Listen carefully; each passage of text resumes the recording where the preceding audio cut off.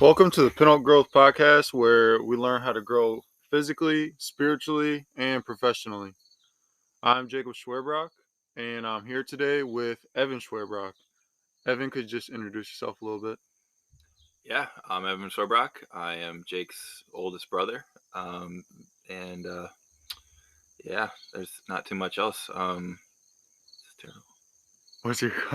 Can you go through like what you do, qualifications, all that kind of stuff? Oh, Because yeah, you can give a better bio than I can. absolutely. Well, first, I'm not the best at talking about myself, apparently. But the resume, I suppose, is I got my bachelor's from Bradley University in health science, my master's from University of Illinois, Chicago, and that's in kinesiology with a concentration in applied exercise physiology. And I took a lot of courses on disability studies, which has been able to further my growth as a professional and a human as well. I'm a certified strength and conditioning specialist, a certified personal trainer, a fitness nutrition specialist, FMS screen certified, and generally just kind of a gym nerd.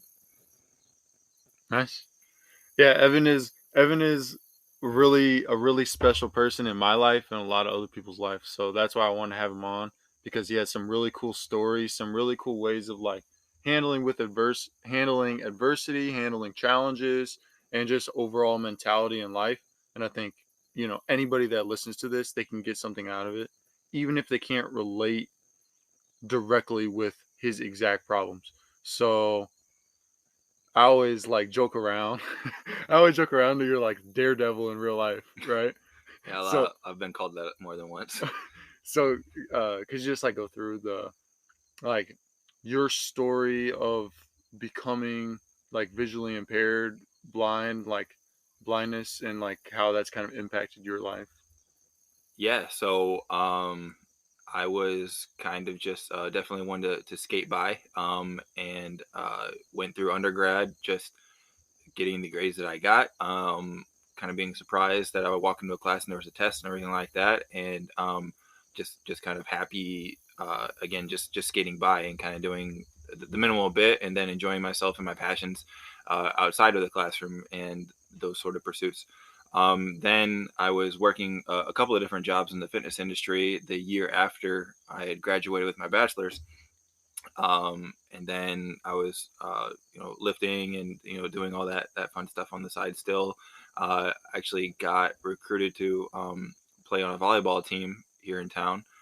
And one day while we were playing, I got hit in the face by a spike, which had never happened before. And I didn't even see it coming. All of a sudden, I was just getting hit in the face by one of our old teachers, actually, too. So they got to one up one of their old students. So they got some trash talk rights.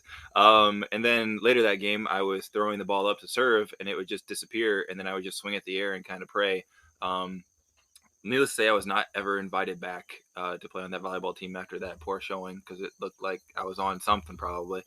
I realized like something's wrong with my eyes. I think it's my contacts. I tend to leave my contacts in a little bit too much, and I thought maybe I just need new contacts because it's been a long time. So I went to the eye doctor, and right the night before the eye doctor, there was kind of a death ride where I had to get back from Peoria to Kewanee, and it was a little bit foggy. But with the condition my eyes were in, it felt like there was a fog about 5 feet in front of my truck. So I was doing like 30 on the highway, missed some turns, was feeling on the road where I was on our country roads where there's no lines, just to see if I was on gravel or if I was on actual road. And that's kind of how I got home that night, and realized, yeah, something's really, really wrong. So I need to really get this figured out. So I was at the eye doctor, and you remember Dr. Hubbard? He was an old Army eye doctor, and like very hard nosed Really cool guy. Yeah, very cool guy, but also when you're younger, very scary. So there's a little bit of fear factor in here, and like you kind of don't want to get him ticked off. Great mustache too. And then he was checking me out, and we couldn't get anything from the front lens wise figured out that made me able to be legal to drive in my left eye, and I was barely still legal to drive in my right eye. with the vision test. So he's like, well, let's just take pictures of your nerves and see what goes on. I was like, yeah, there is this disease that runs in my family. Maybe it could pop up with me. We don't have really a good idea, but that would be acting on my optic nerve. And we took pictures of my optic nerve, and it was pretty well deadened. And again, Dr. Hubbard, like this really gruff guy, was like almost breaking down crying, and I was like, all right, I think we know what's going on here. So drove home. It's actually the day we were gonna celebrate your birthday. Go off and do that.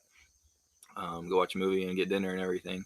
So I was trying to keep my mouth shut and bring it up the next day, but the office called and ruined that surprise for you.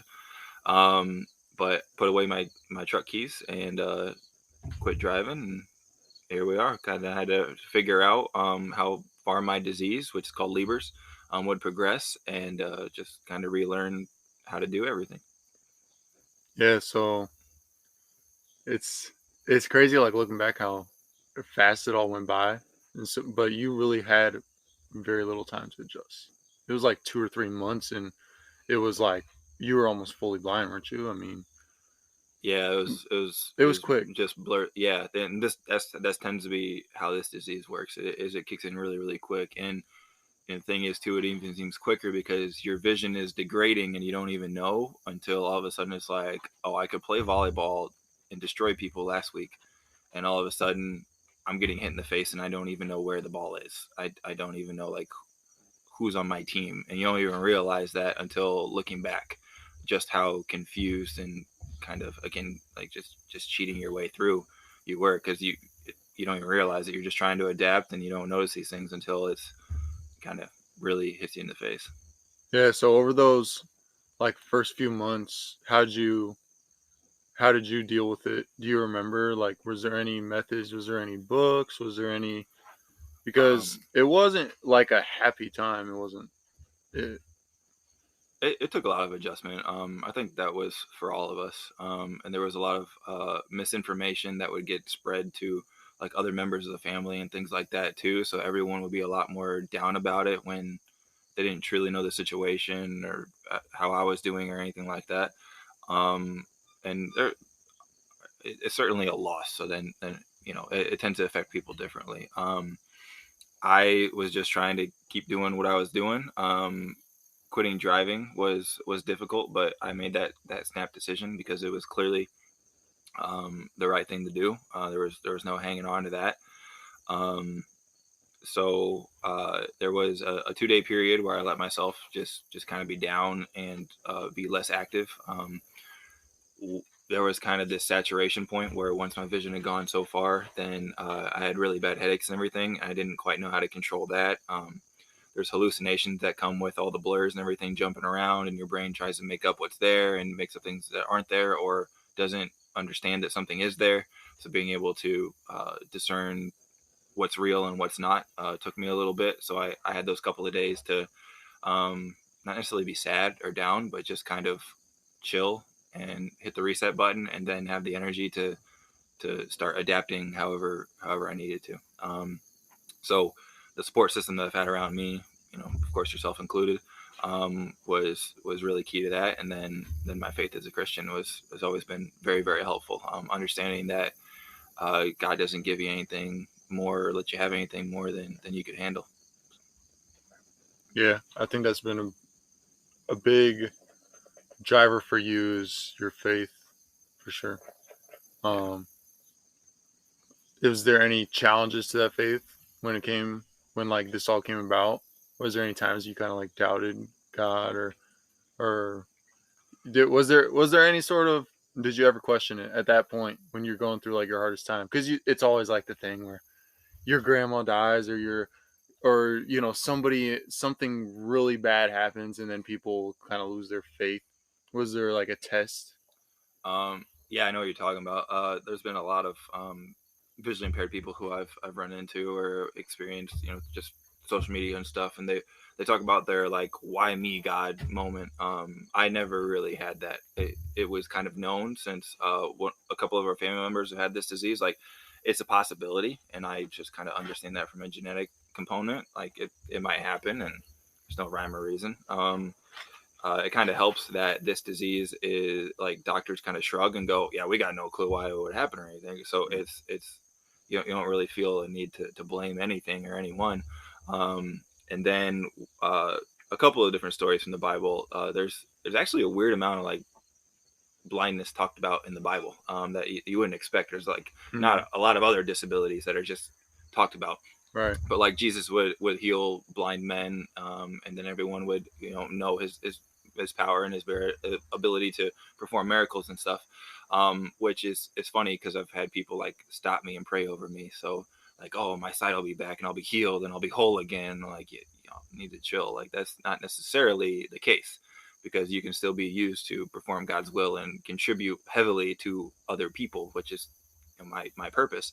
Um, in other ways, even if you are visually impaired, it's really not that big a deal, because in Judges 14 and 15, Samson is actually blinded by the Philistines and then spends years like that as their prisoner and everything after he was brought down from being able to be the strongest guy and kill 1,000 guys and do all these crazy feats. And then he was blinded. He wasn't born that way or anything, and then he was still able to perform acts for God right before his death.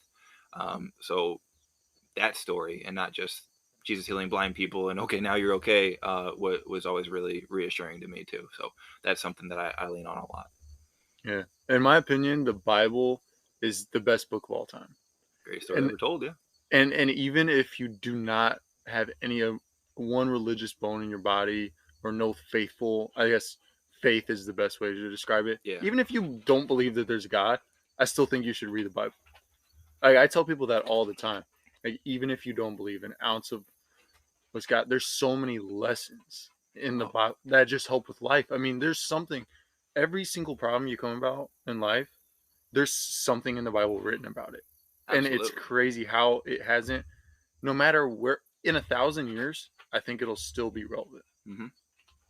I completely agree. And like one story that comes to mind is like the story of David. He's like one of the greatest heroes in the Bible, but he was incredibly faulted as well.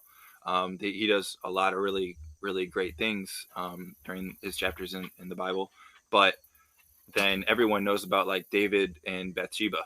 They know like, oh, he committed adultery and he had this lady's husband killed and like all this terrible stuff, yet was still able to have redemption in some sort of way. And I think that's a great lesson, that all of us can feel like we're these really big screw ups, or we used to be better and all this stuff, but there still is a lot of redemption there. So you're totally right. There's a lot of really great applicable stories, no matter if you believe in God or not. Yeah. And as you've been going about this, there was also like other, besides your faith, there was also like other things I think that really helped you out along the way of just dealing with adversity and challenges. One of them that stuck out was when you said you just took the 2 days for yourself. You just took the, like, you gave yourself 2 days to feel sorry for yourself, basically. Mm-hmm. And that reminded me of a quote that you've told me many times before from Teddy Roosevelt. And can you kind of give Oh, that lesson? well, The which one? There's riding on a lot of them. you're riding on a horse. Oh yeah, black care rarely sits behind a rider whose pace is fast enough. Teddy Wait, Roosevelt, repeat that. Repeat that slower yeah, again. black care rarely sits behind a rider whose pace is fast enough. So Teddy Roosevelt had his love of his life, and he has a pretty good first love story. Actually, it's freaking adorable. Finally winning over this girl. But that first wife died, and his beloved mother died in the same 24-hour period. Mm, And kind of that depressive cloud, or melancholy, as they often would have called it back then. This just deep despair. He characterized it as black care, is what he called it.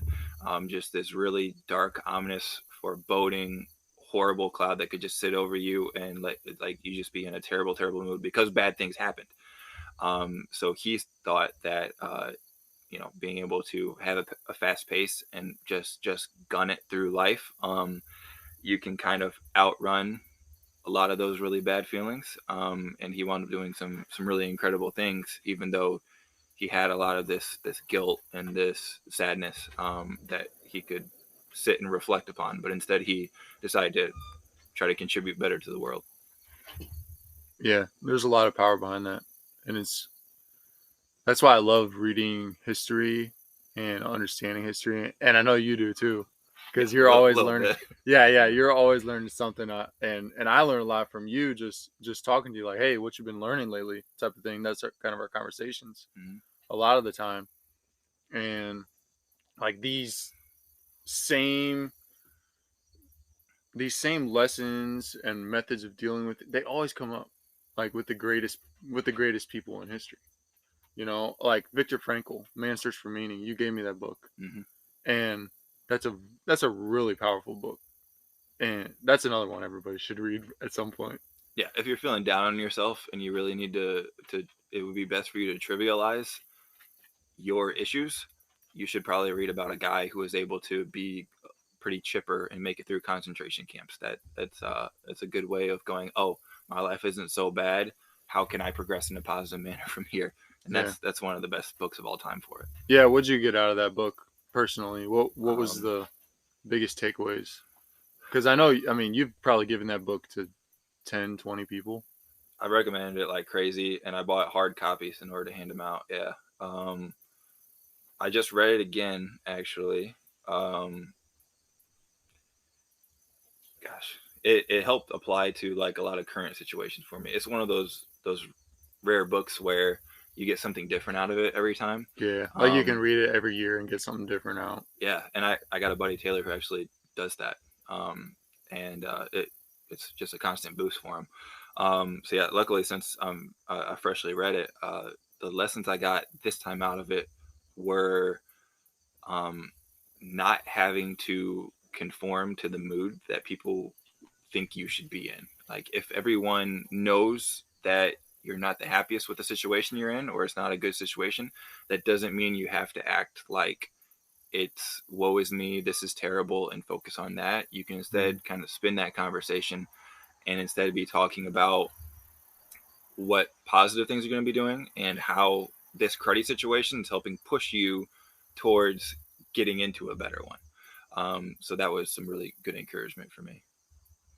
Yeah, and I think you probably use that on a daily basis, just like going through all your stuff. Because I mean, life is a lot. It's inconvenient, right? Like I wouldn't say it's harder for you compared to somebody who, you know, they have all their vision, blah blah blah. They haven't been through these struggles. This same struggle. Everybody has their own struggles, but the same ones you do. But like life is a lot more inconvenient for you, and I think you kind of use the lessons you learned from that book, all these other things to kind of just remind yourself of that, like that it's okay, you know. Yeah, and you can certainly be overwhelmed by the challenges that you have, but being able to be a bit more of an essentialist and figure out those key things that are gonna wind up with you having a positive outcome to your day is really huge. Think about like 80-20 breakdown of like 20% of your efforts typically, and this is very common in like business or economics, sales, all these things. But Personal training, even too, like diet, that kind yeah, of stuff. It's like 80. yeah, it definitely Yeah, yeah, 20% of the work is going to wind up with 80% of the results, and then that other 80% will make up the other 20. But think about if you're able to just do some key things that are going to get you most of the result that you want.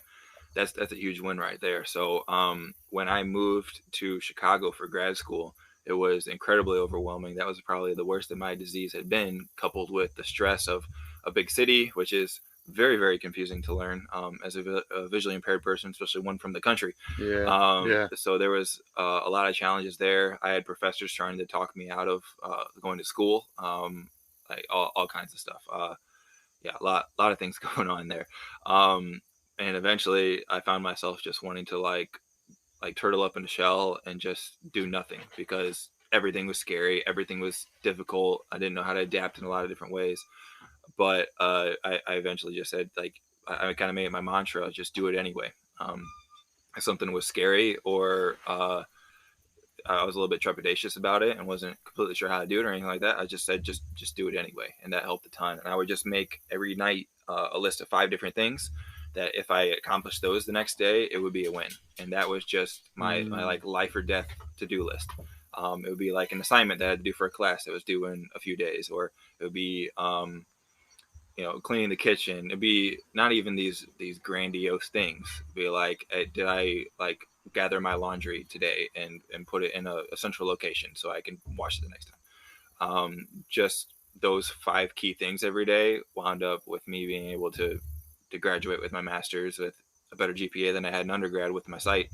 Um, and it's just those chipping away at those little essential things that I think makes the biggest difference. And then once you are able to understand that you can survive through hard times and get those essential things done, then you start being able to progress towards thriving and being able to do some of those smaller things throughout the day. That other 80% of things are get you 20% of where you want to go, and really kind of fill in those gaps. And that was kind of my method for achieving that.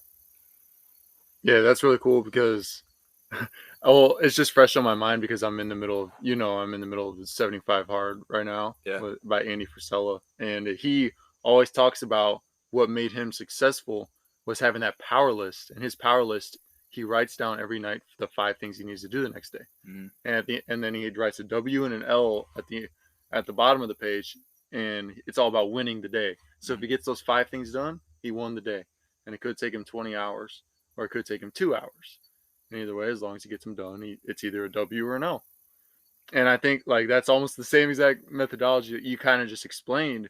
Is just if you if you win every single day, it's gonna compound, and your life is getting better no matter what situation you're in, no matter what, because you can always control the day, and you can always control those whatever the critical tasks are that you need to get done.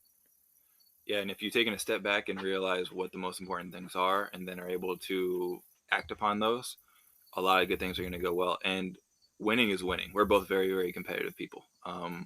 We were only 1-1 in bags last night at the family cookout, and I'm going to be mad for a long time. But being able to just win for yourself constantly, that's what these W's are, right? That you rack up. It's of benefit to you. You don't have to win by a giant margin. You just have to kill every single day. You can win by 1 point, or you can have a complete blowout. Like think basketball. If you win by 30 or you win by 1 point, it's the same outcome. It is still a win. So those blowout days, it's you won and then some. It's just bonus. But as long as you just keep getting those little wins every day, that's going to add up and really compound. And then anything else beyond that is bonus. That's the way I kind of treat it. 100-0. Yeah. There's no no participation trophies running up 100-0. That's the good mentality to have. Um, so what what other things would you say has been good for your mentality when it comes to like? I mean, you had to adapt when it comes to learning, right? Yeah. I mean, I was a visual learner. yeah. Yeah. Now you're a completely audio learner. I mean, you're always listening to some book, some YouTube video, um, and it's not just BS. It's no, I'm sitting down to learn. You treat it seriously. It's like you're about to go to bed. Oh, I'm gonna go up to bed and I'm gonna learn something before I go to bed. A lot of people, it's like, oh, I'm gonna go watch a episode of Netflix, or we go watch. Which I mean, you still watch TV. We both, but it's But I'm also like trying to leverage that to then be able to learn like a language better or something. Like right. all the TV shows that we watched growing up and have memorized, it it's now enabled me to use that in like Spanish or something else, and kind of help me learn other things. Yeah. So So adapting it's always a there, benefit. what do you find is best for your learning nowadays? Because you retain a lot of information first off, which you know I'm gonna say even for myself, I could read a book and while you're reading you kind of doze off for 10 pages or whatever it is, and then at the end of the book you're like, oh shoot, I missed that part. So how do you, well, first off, you've adapted to learning through audio, Yeah. and then how do you what methods do you use to best retain that information and then apply it to your life? Um, well, first with the audio learning, what has really helped me still be able to keep up, is be able to get used to listening to things faster. On Audible, gosh, what else? YouTube, everything. You're probably going to be able to speed up the audio. So I realized that like I just have so much that I want to learn, or for grad school, it became necessary to learn about certain topics, or just really be able to dig into more detail on things. If you're able to speed things up, you're going to get more information. And a lot of people hear me like listening to videos or something, and they think, how are you able to understand any of that? But you just slowly train yourself. So for anybody out there, if you just change, like, let's say your YouTube videos, if it's something informative, if it's not just for leisure, like leisure, you can leave it normal. But if it's something where you're trying to actually get information out of something, but want to do it more efficiently, you can just switch it to 1.5 times speed and get used to that. Take a week or so. And then once that seems normalized, then you can go to that 2 times speed, which is max speed on YouTube. Um, that's helped me condense a lot more into a smaller amount of time, because I don't have the best attention span. But Yeah. if I have stuff coming at me constantly, I have noticed that I kind of listen quicker, if that makes any sense. So I can kind of comprehend what's coming in, even in conversations, a little bit quicker. And then you kind of get in these predictive algorithms and you start thinking about other things. But when the audio is sped up, that kind of keeps me nice and dialed in. Plus, I'm getting twice the information. So um, that's helped certainly. And then when it comes to actually retaining information, I tend to just double, triple, or like quadruple think things in my head, some key points, so that I can. You're kind of like creating these automatic audio like blurbs in your head, where it's these bullet points that are just locked in, and then you've kind of pondered them, and there's a little bit more thought associated with that as well. When you kind of you're done listening to a video about Alexander the Great at the Battle of the Granicus, something like that. And then you kind of sit back and you think about the key events that happened during that. And then you can really bore our mother on a road trip the other day, with explaining the entire battle. And you can tell, like, she's not interested, but your brain is just kind of rolling. So I think locking things in those little bullet points, be able to repeat those thoughts at least to yourself, has helped my retention a lot. Yeah. Something that I learned from Alex Hormozy, if you don't have a visual impairment, obviously this doesn't work for you, but like for anybody listening, um I learned this from Alex Hormozy. You have the physical book, and then you also have the audible book, or there's a lot of free audiobooks on YouTube that I use. Most books they'll have an audiobook on YouTube. That's what you use a lot too, right? Yeah, I'm so cheap. Yeah. I find everything for free. So. Yeah, but you listen while you read the book. And so it's really hard to lose focus when it's coming through your ears and you're using your eyes as you get this information. Like, so that's what I've used. And then you start, like you said, 1.5, then you push it up to 2, then you push it up to 2.5 and 3, and uh I think I'm at like 3.5 is what I read at speed. Yeah, people have an understandable accent, then you're good to go. Yeah, Yeah, yeah, yeah. yeah. Some people's voices just aren't built for being too sped up, but for the Oh, for most sure. part, you'd be surprised at like how much you can speed things up. Yeah. Um yeah, I think that's been really helpful for me. All right, so shifting shifting topics here a little bit into the professional side of things. You have your own business, Can Enable Fitness, Yep. and you have still, even with the setbacks and stuff you came along the way, you're still able to contribute to the world. And can you talk about how you keep that focus into productivity rather than consuming? Because you're still very productive in these other aspects of life. Yeah. A big focus of mine is contribution, and our remember been a lot of situations where people think you can't do things. I already talked earlier about people praying over me and saying, "Oh, like hopefully you're healed, and then you'll be okay." It's like I'm Like it's a curse.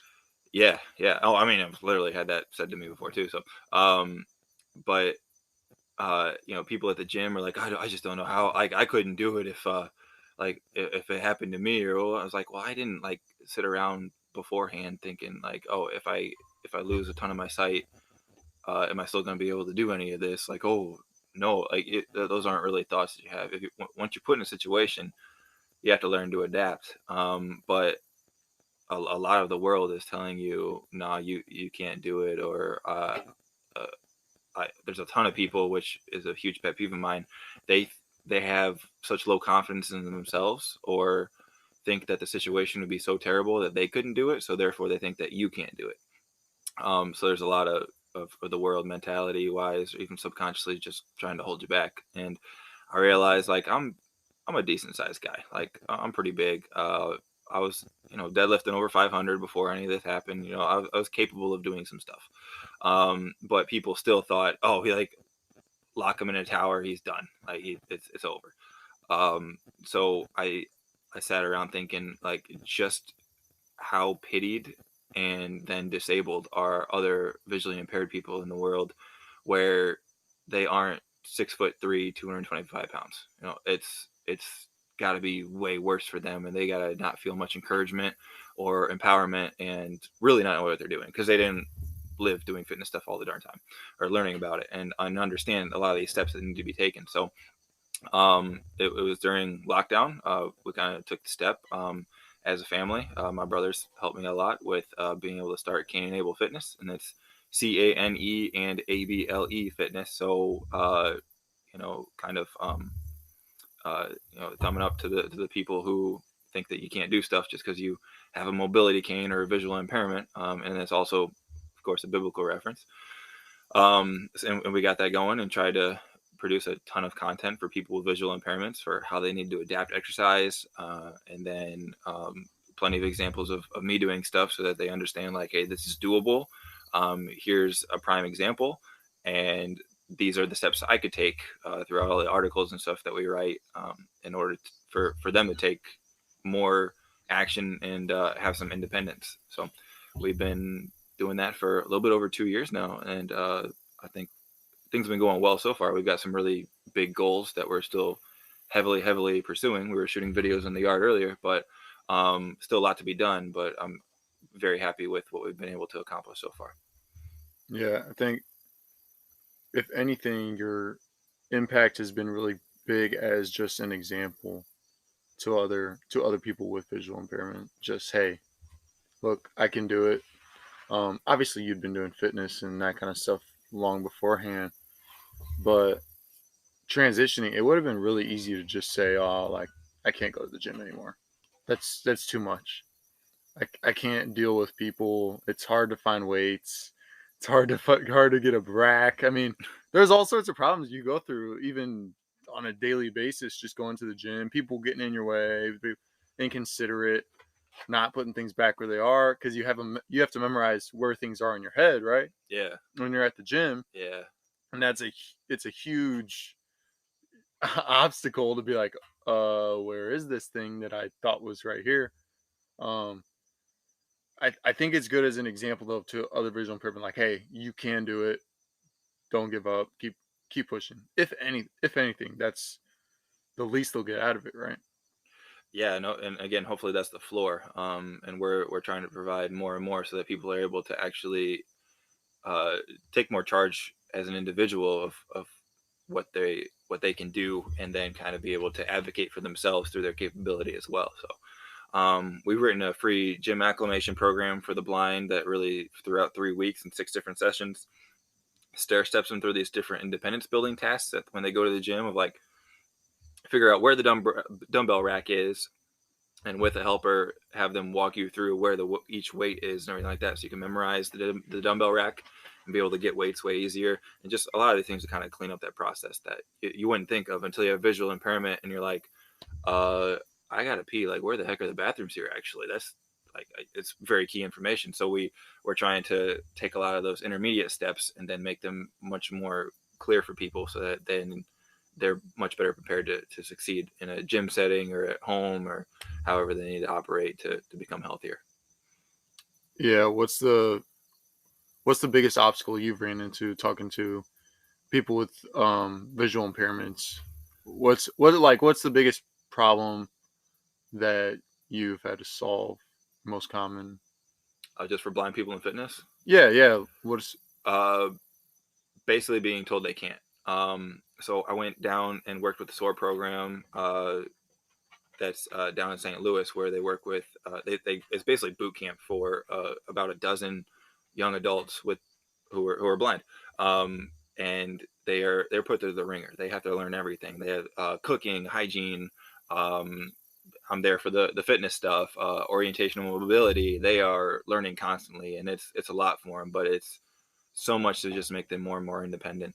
And I kind of sat down with each of them and got one-on-one sessions this time, which was wonderful, and being able to figure out what they've done fitness wise, and then how what they want from me, what help they need.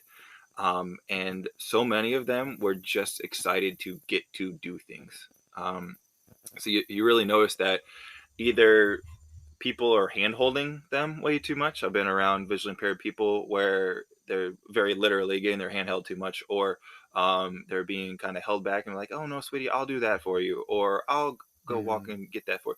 They have that built in so much, but with an overprotective support system yeah. or a support system who will just handcuff them. They like won't let them do things. They won't let them play sports or go to the gym or do all these things.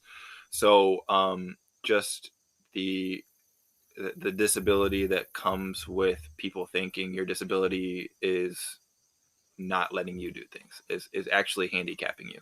um so those young adults, that was a huge thing that I noticed was they would have a lot of these faulty movement patterns because you're like, they haven't been allowed to move very much, or been exposed to too many things. So a lot of it is lack of exposure for, again, that myriad of reasons, and a lot of those sources are what I just discussed, them being kind of held back.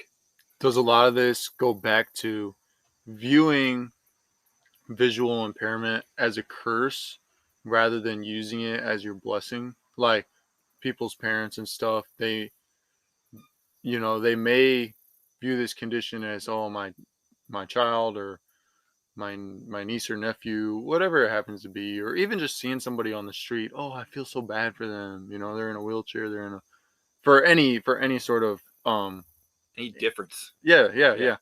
What like do you think that needs a mentality shift from everybody in general? That would help out a lot. Is understanding, and because I know, I mean, you've used it as a blessing. I'm a way better person for it. There's maybe some potential cures coming along, and I don't even know if I want it, because it's made me way more mentally tough, way more appreciative. I'm able to better understand the people that I want to work with and impact throughout the world. um, yeah, it can be much more of a blessing. I was kind of I was working some jobs and everything, but I wasn't really pushed. I didn't have much drive when I was coming out of my undergraduate. But this has kind of helped harden things, and been a huge blessing. And again, yeah, like you said, a lot of people do see it as a curse, and I think there's a very systemic issue that with my work, and then a lot of other people in the space, we're really trying to kind of buck that trend, where they think, oh, you're visually impaired. A, that means you see total darkness all the time, and then B, uh, that means that you can't do anything. Sorry, life's over. That's too bad. Or like, there'd be a very rare exception when all of us are perfectly capable of it a lot still. Yeah. So that is definitely something we're trying to fight. Kind of like doing competitions and stuff. I've never competed disabled. I've competed with the normal dudes all the time, and been able to hold my own sometimes. And it's just all about adaptations and still being able to do things. So that's there's a lot of very silly barriers that we're still working on. Yeah, it definitely gives people like at these competitions, strongman competitions. People at first they look at you and they're like, you're walking in with your cane and your sunglasses because that that's how you get around, Hmm. and you can see it on people's faces like, is this guy about to compete? And then you go out there and you win your division or whatever it is, and they're like, holy, the amount of praise that these people give, because they have this expectation set in their head, Hmm. and the reality of your performance doesn't fit the expectation, Hmm. and then they're just absolutely blown away. Yeah, I'm supposed to be some sort of stupid charity case, and I like winning, so that's that's my purpose there. Yeah, and then people are like, "Oh, it was so nice competing." I'm like, "Wow," and all this junk, and I mean, it's kind of silly to me, and for our family, we're it's so normal to us. It's just me lifting, and that it is truly what it is. It's not a big deal, but they, yeah, like you said, I think you made a good point about their expectations. They think, oh, good for him, and then by the end of a lot of these competitions, it's like guys are mad because I beat them. So Yeah. yeah, Yeah, the reality, like I said, the reality doesn't fit the expectation at all. yeah. And that's why I think it is important to, it's been huge for me, like just fixing my expectations on everything. Being around you has been huge because even I remember we were we were sitting outside of a Panera Bread, and it was after I'd heard on the news that there was a CRISPR, I think it was CRISPR technology, that they had fixed a couple of people's eyes with the who had Libras. Hmm. Um, Something with the mitochondria or stem cells, something like that. And I told you about it. I'm like, this is so cool. Oh, blah. And I remember you saying, well, I don't think I'd want it. And I had to sit there and think about it for about 2 weeks, but it was really impactful. And I still remember it so vividly because it was huge for me to realize, oh, shoot, this wasn't a curse. Like, this wasn't such a bad thing. And this was like 2 years into it, 3 years into it. So that was really impactful for me. I still think about it all the time because the way I had viewed it was, oh, we need to not fix you. There's nothing wrong with you, but that's what I was viewing it in my head as. Hmm. Like, man, this terrible thing came along. Blah blah blah. Wouldn't it be amazing if we could just get rid of it? And the whole time, you're the one that's actually going through it, and you're like, no, I don't think I would even want this technology. I would just, this is one of my biggest blessings. And I think that's a huge lesson for anybody. It was for me. It was for me, and so that's why I'm kind of telling the story, it was because it changes your how you view everything. Hmm. Challenges, setbacks, all these things, it completely changes it. Yeah, absolutely, and it's something that I've coped with, but it's always going to be a daily thing, but it doesn't have to be the only thing. And a lot of people will think it's his one big issue, and you solve that, everything's going to be all fine and dandy. But um, and having to cope with the idea that like like tossing around a ball with my son one day, that's not really an option. But I'm still going to be able to love them thoroughly in plenty of other ways. Love my kids and love my wife and stuff, and my family, anybody I'm around. It there's still alternatives that are more than valid. So being able to have a good understanding of that and coming to terms with that is is great. We're not just gonna sideline people until we think we have some sort of fix for whatever their problem is. Again, you brought up other disabilities. We have people who are amputees or something and need new legs, and we're not just like, hey, we're just going to stick you in this dark room until all of a sudden we have this bionic technology that's going to get you walking again. Like, you can still contribute to society, you can still love people, and be able to have a lot of positive benefit. And the one thing that kind of sticks out isn't the only thing for sure. Hmm. So what do you think about the future? Like moving forward, what are your goals to keep contributing, to contribute even more to humanity? Like how are you going to do that? Just kind of talk through like what your goals are for the future and how you see yourself getting there. Like, Um, well, I have a list of goals that we want to accomplish for Cain and Abel, and at the very bottom, it started as a joke, but it's getting more and more real now. It just says global domination, and that is kind of where I want us to be able to progress, being able to help on a it's a big global. goal. Yeah, yeah. It's But then when you look at the numbers of how many people are visually impaired or legally blind or whatever in the world, and it was back in like 2010, there was 240 million people who were considered blind Whew. in the world. It's more people now. It's probably north of 300 million people. That's a lot of people to be able to help, and to be able to get a broader and broader amount of those people exposed to hopefully some of the positivity and empowerment that we can bring to the table with my fitness background, and then being able to make sure it's adaptable and accessible. Um, that is what we want to do. Through Cain and Abel already, we've done podcasts and met people from all over the place. We've had connections with people from every continent besides Antarctica, and we'll work on that. But it's pretty cool just how global you can be in today's day and age. So we're gonna down the road try that. I'm gonna be doing more seminars like I have been.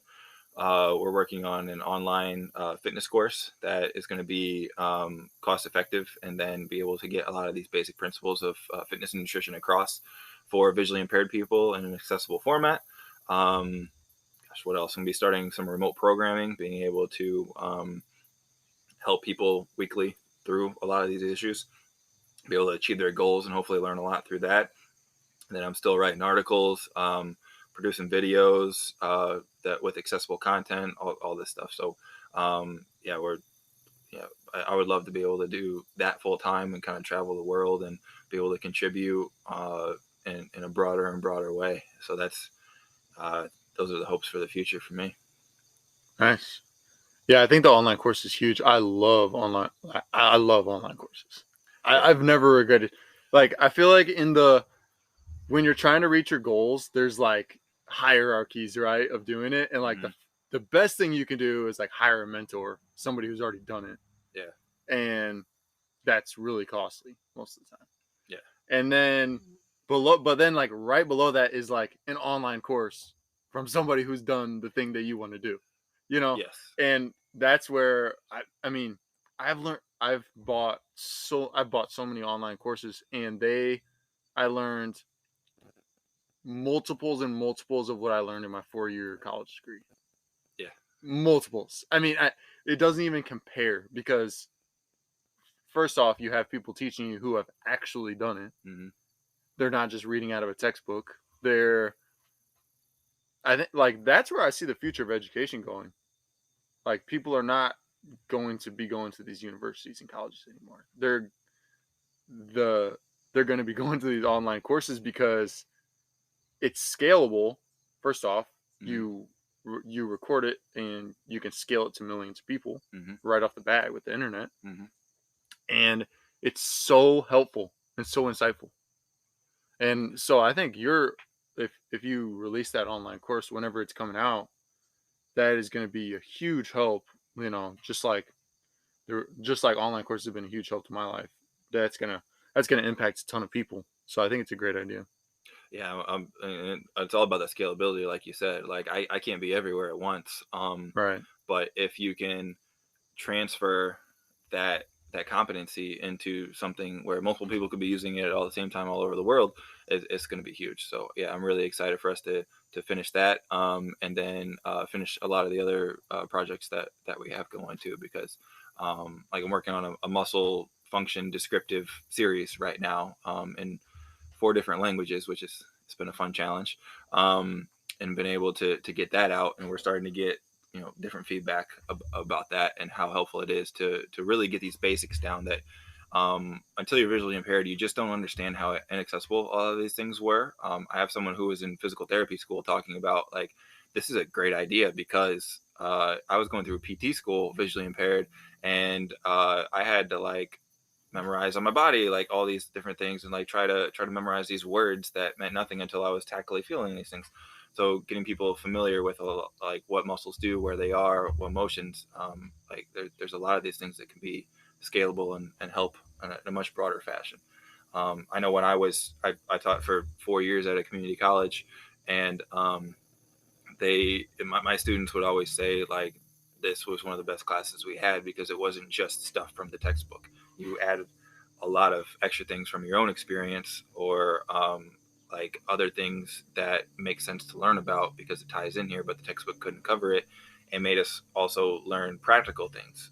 So that's what we're going to try to tie in. It's kind of hopefully I can not water down, kind of dilute what people with visual impairments really need information wise, put it in an accessible format, and then make sure that they're able to learn that really well, and then have that base to kind of go from there. So that's, yeah, one of our really big goals we're aiming for. Yeah, that's great. And it's a huge, like I've never spent money on a course and regretted it. Never. Even because even if it's like all the wrong information, you get to pick out what's the wrong information. Like you might only get two things out of a course. And I'm not saying this is for you. I'm saying, like, worst case scenario, you pay $50 for a course and it's like, oh shoot, like this isn't what I was looking for. But I learned this, this, and this. And or I learned what not to do. And Yep. yeah, I've never bought a course from credit ever. So Absolutely, and with ours, I'm hoping like it's gonna be fairly basic to start out with, and we might get more advanced as we progress. But um, if someone is like, oh, I already knew all this about carbs and fats and proteins, and like I knew about these exercises, but they find another new exercise that they haven't done before and didn't understand how to do, and then in my adaptations to exercise, they find two new adaptations that help them to lift better at the gym, and these are like adaptations that I use to like load a bar better, or to like, so that most of the people at the gym like don't even know about my visual impairment, unless they see me walking in with my cane and everything, um, because of how to navigate. Like, if they're able to do that and just get those three key things out of the course, I'll be happy, and hopefully they are too, because they'll be able to just move way more efficiently and get way more done and be way more productive. So you're right, with online courses, even if it was free, you wouldn't value it nearly as much, but you're able right. to get way more out of it because you are having to pay some sort of cost. Yeah, there's some crazy stat. Like 90%, or it's like over 95%. I don't know. This probably has to be fact checked, but it's a number you would not believe. Percent of courses, if they're given out for free, they don't get used Mm-hmm. because people just, oh yeah, sure, I want the course, and then they never go through it. Yeah. Like, that's why I think charging, like, because if you could, you would do it for free, and I think it's the same thing for anybody that who wants to have an impact on the world. But the reality is that we also have to play into human psychology, and people don't value things that are free, and so, like, you have to charge for them. And um there's ways to get around that, like, hey, if you can't afford it, let me know and I'll still find a way to get it to you. But then even those people, they don't use it.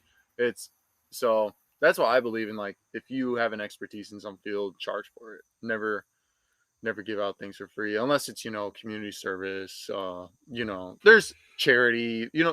certain things obviously, but Yeah. And we're providing a lot for free, and now just starting to kind of monetize things a little bit more. But yeah. how it's many true. It how does work that many way. you have a ton of articles on your website. How Uh, many have you written? like 50. Yeah. So It's there's 50 free articles there. They do, multiple free programs, everything. Yeah. do they also get read out? Like, can you listen to the audible versions of them? We made sure that so Bryce, our other brother, he made sure that the website is accessible through screen readers and stuff. So you can activate voice reading technology and then read our articles. And it's also a Perfect. very high contrast website. He did a great job of that in order to make sure that if you just have low vision, you want to scroll through, you can do that or navigate the website easier that way as well, and then have it read for you. Yeah, so we made it all accessible in that way. So yeah, we have 50, I think it's 50 articles even. And I got some more that we're going to be producing here soon about a bunch of different topics. So, and those are all Nice. completely free. What other resources do you have for visually impaired? Uh, I keep our Instagram really active with either just examples or announcements of articles or different little blurbs about different exercises and stuff, and then make sure to explain it in a tactile manner, and then also explain stuff in the description. So it's still accessible. Everybody thinks like you can't use Instagram if you're blind, but there's a lot of workarounds with that. So very active on there. And then we have a Facebook group as well, which is pretty much the same social media things. It's just another platform to be able to help spread that information.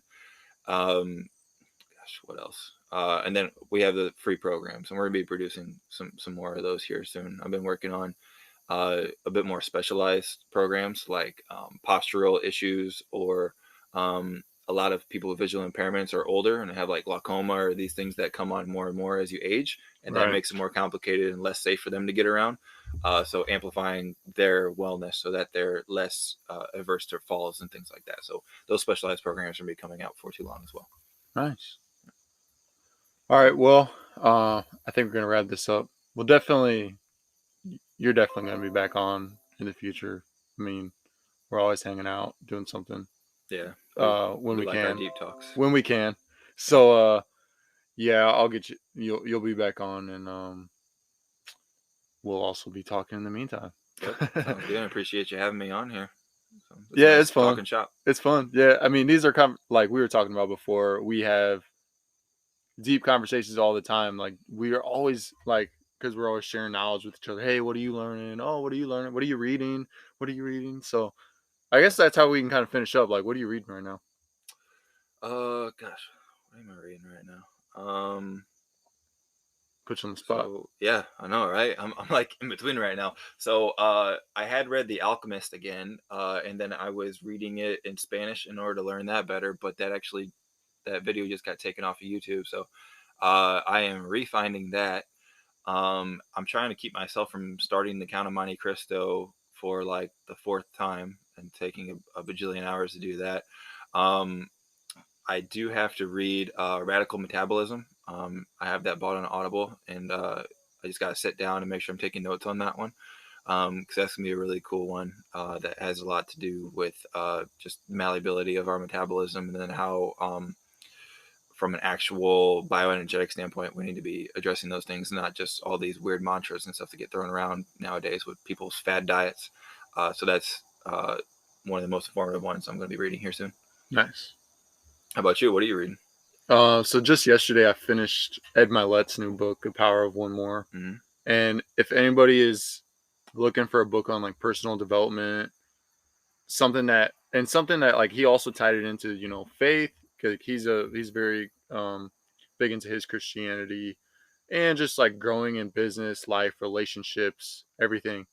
That is a great book. Like I would recommend it to anybody like in looking for like personal development, Yeah, you've been personal raving about excellence. that one. Yeah, It's really good. It's really good. I love Ed Milet. He has a great podcast too. So I'll have to put it on my list then. yeah.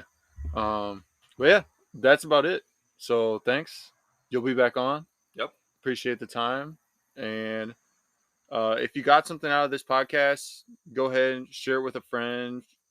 You know, give it to a neighbor, whatever. If you didn't get any value, you should stop listening an hour ago. Life is too short. Have a great have a great have a great day. We'll get you back on. Sounds great. And something scares you, do it anyway.